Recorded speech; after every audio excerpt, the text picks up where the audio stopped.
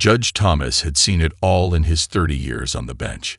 A seasoned and respected figure in the small town's courthouse, he prided himself on maintaining a no-nonsense approach to justice.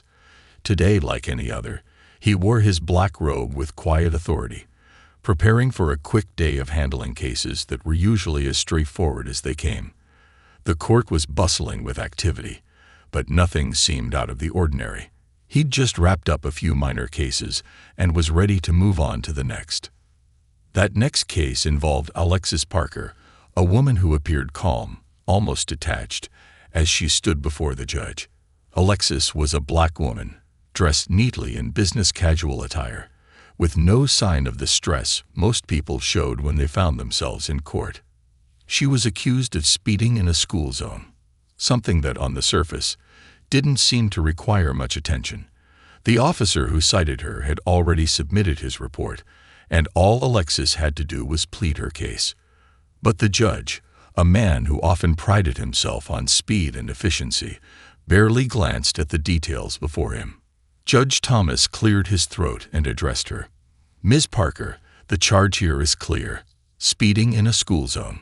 The fine for this violation is substantial, but it's within the law. How do you plead?" Alexis, her hands folded neatly in front of her, met the judge's gaze without hesitation. "Guilty, Your Honor," she said, her voice steady, her eyes unwavering. "I was speeding. I understand the violation." The judge nodded, scribbling down notes, his mind already moving on to the next case. He glanced at the clock on the wall. Time was always a factor in his decisions. "I see.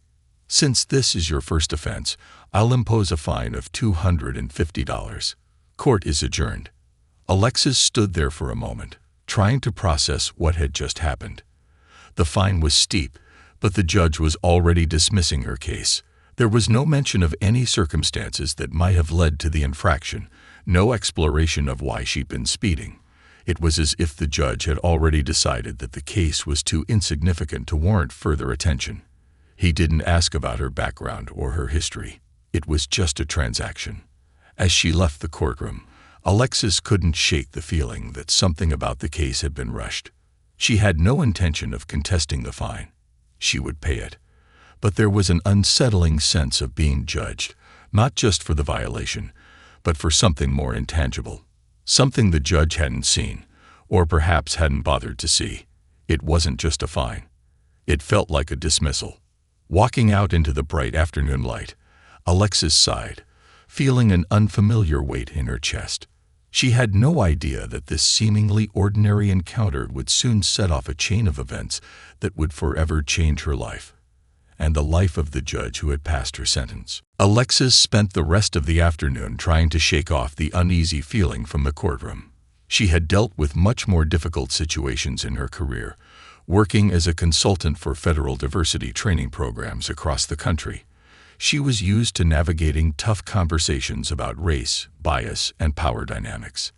Yet something about the fine felt personal. It wasn't the financial burden. It was the underlying sense of being underestimated, dismissed without even a thought. It was as if her presence and her story didn't matter at all. By the time she got back to her office, her phone was buzzing incessantly. A colleague had sent her a message. "Did you see the news? They're talking about your case. Some people are questioning the fine. They're saying it's too much for a first offense." Alexis frowned. The news had already picked up the story. She quickly checked the headlines, and sure enough, her name was now trending locally. The story had already been picked up by a few news outlets, along with her background as a federal diversity consultant. It was the kind of attention she didn't want, especially after such a small incident. Yet, the more she read, the more she began to feel like something wasn't right. The local news was framing the fine as a harsh penalty for what was, to most, a simple mistake.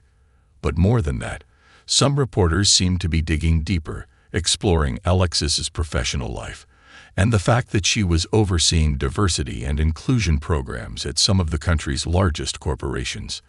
The more they spoke about her, the more her personal history became the focus of their coverage, overshadowing the minor traffic violation. By the evening, the backlash started to grow. People began to question why the fine had been so severe, why no leniency had been offered, and why the judge hadn't even attempted to understand Alexis's circumstances.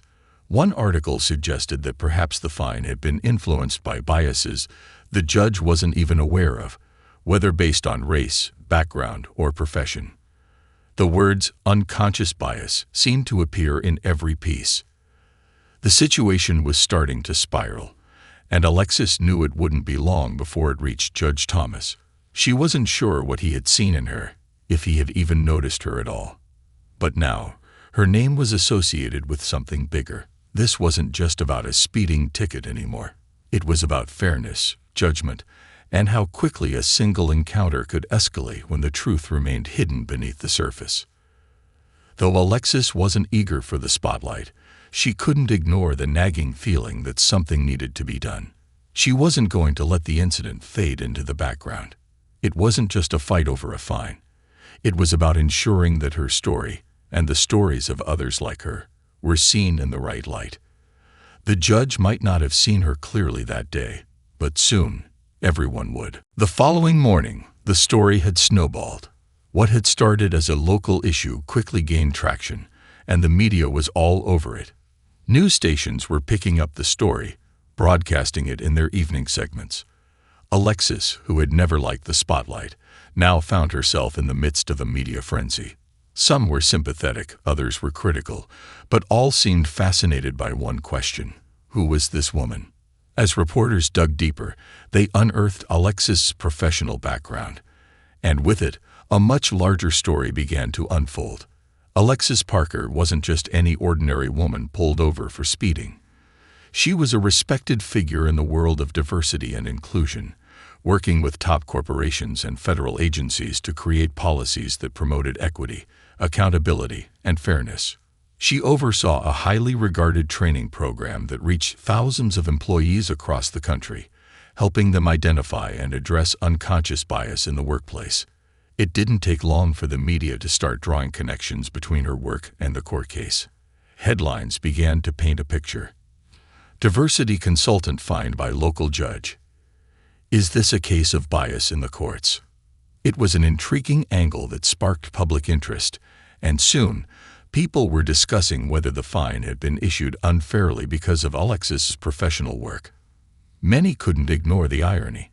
Here was a woman dedicated to eliminating bias in corporate environments, and yet she seemed to have been the victim of it in the very courtroom where she'd hoped for justice. Alexis, though uncomfortable with the growing attention, couldn't help but feel a sense of validation.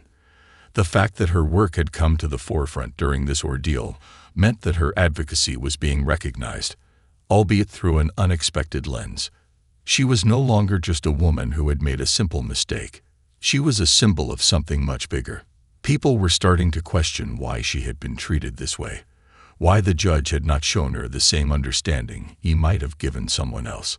However, while Alexis was digesting the attention, Judge Thomas was in his own world, grappling with the sudden storm that had erupted around him.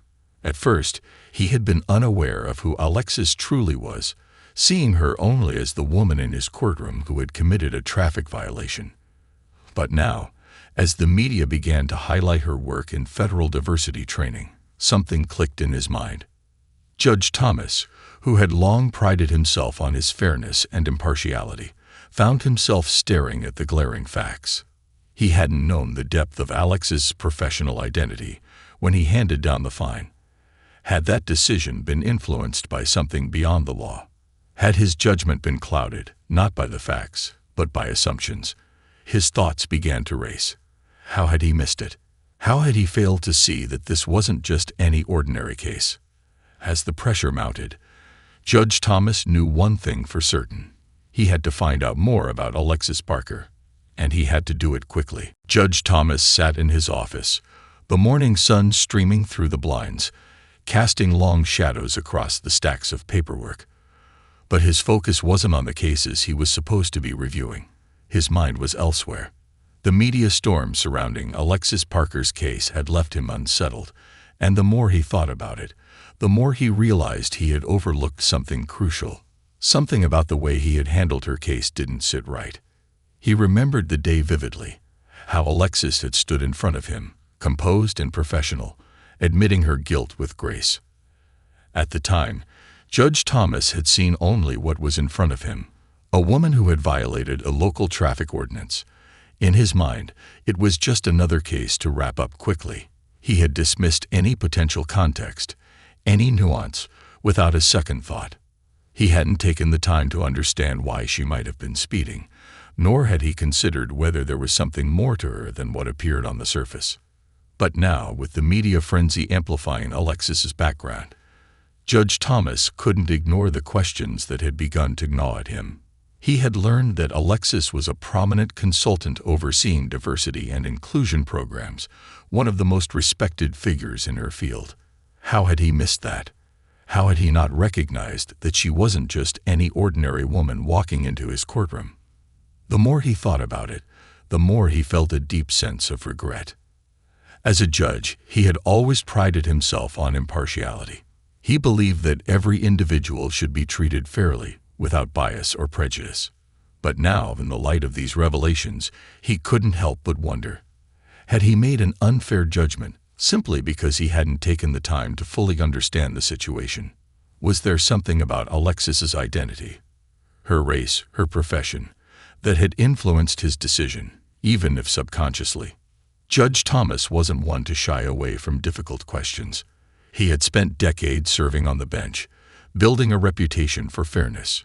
But now, his own sense of justice was being tested in ways he hadn't anticipated. He had spent years ruling on cases without a second thought, trusting in the idea that he was above the influence of bias. Yet this case had shaken him to his core. Sitting at his desk, he pulled out the case file and began reading over the details again, this time more carefully.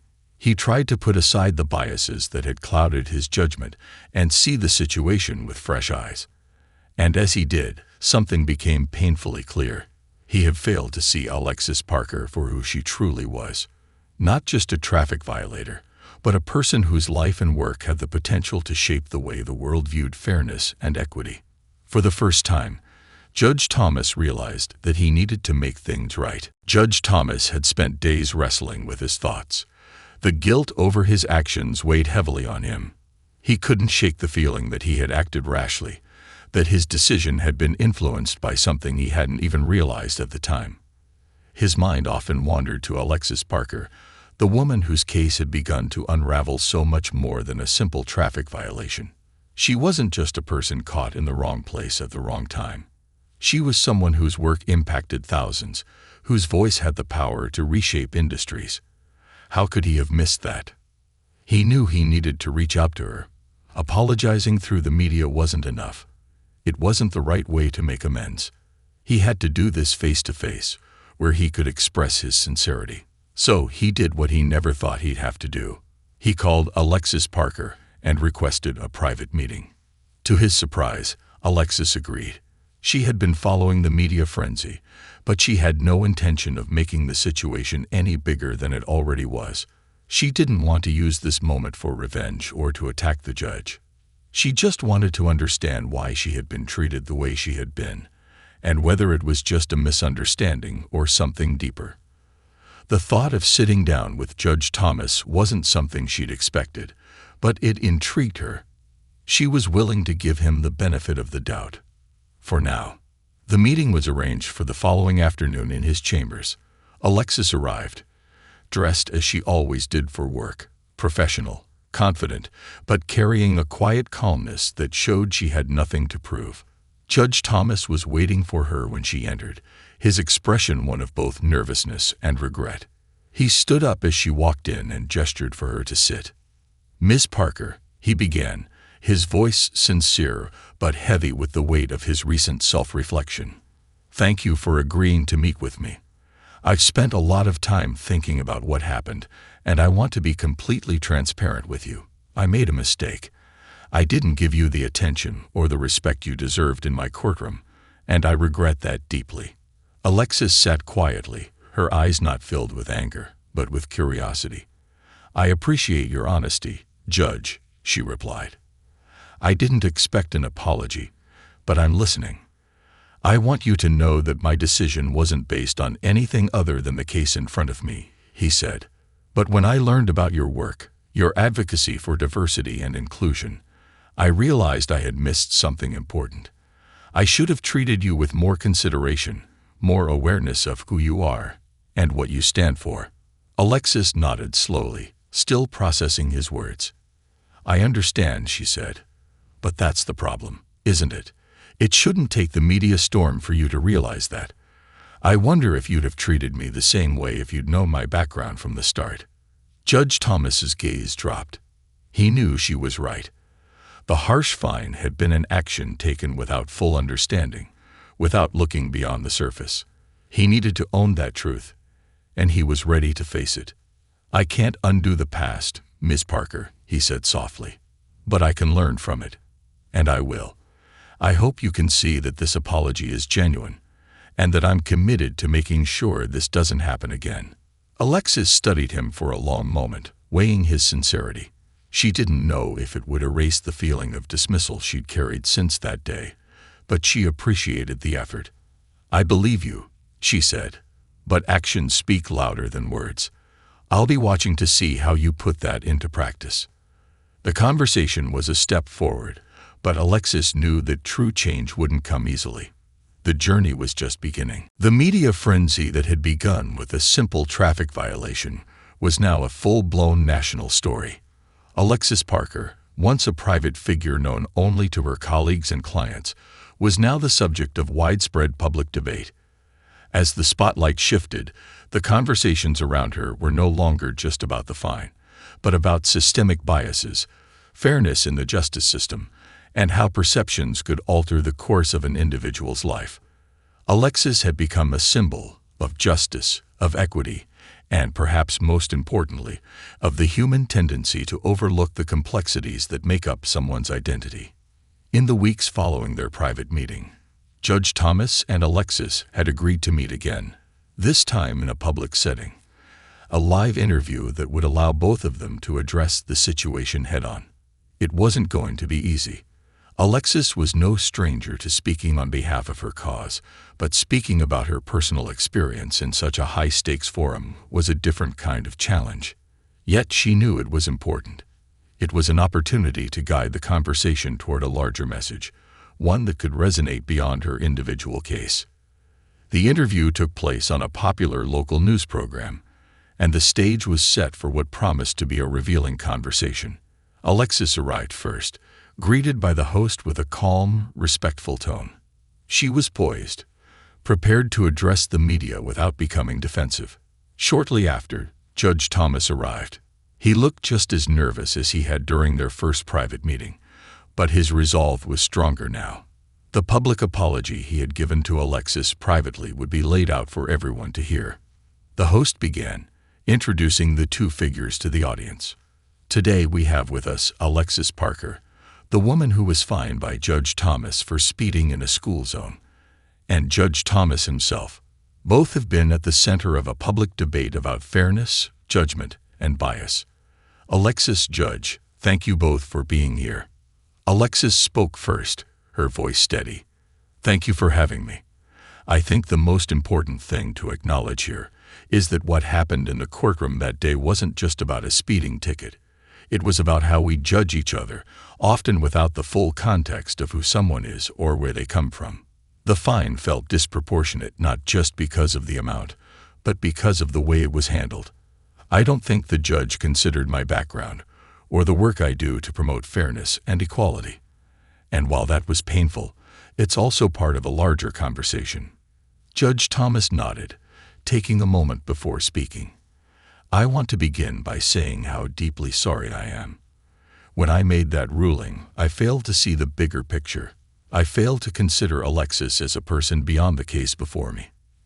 And for that, I am truly regretful. Since then, I've spent time reflecting on my actions, and I can honestly say that I've learned a great deal. This isn't just about a fine.